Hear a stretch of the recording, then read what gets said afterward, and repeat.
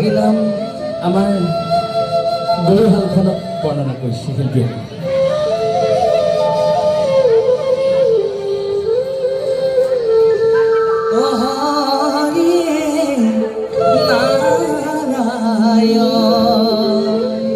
আইসকলে গাব, অকল এষাৰ গালে হ'ব।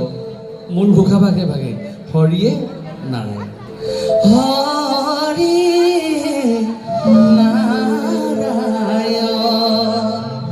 হৰি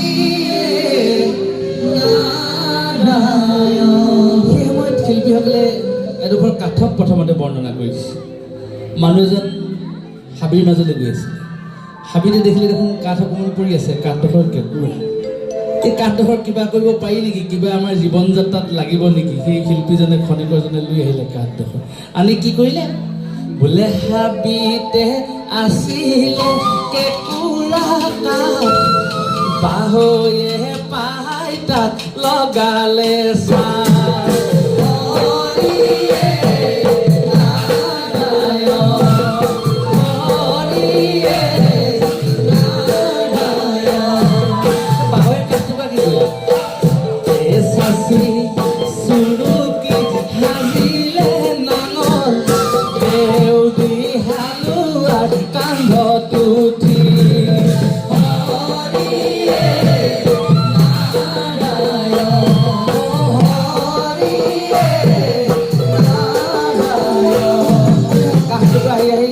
এটা নাঙলত ৰূপান্তৰিত আলুৱে ৰাতিপুৱা কাঠটুকুৰা লৈ গ'ল এতিয়া নাঙল যে ক'ব।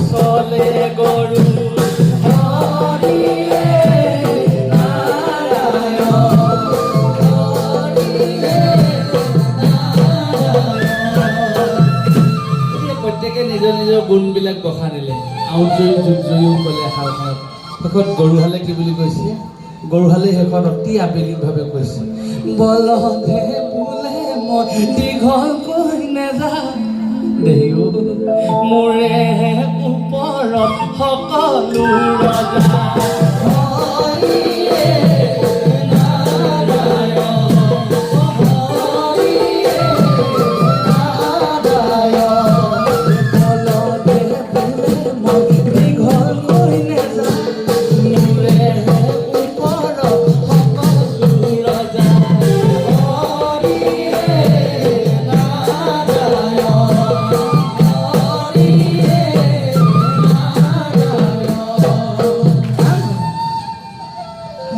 এই প্ৰাচীন নামবিলাক আপোনালোকৰ ইয়াতো আছে নাজানি ইয়াত আছে একেবাৰে গতিকে এই নামভাগ গালোঁ গাই চাবলৈ যত্ন কৰিলোঁ ভুল হ'লে আপোনালোকে ক্ষমা কৰিব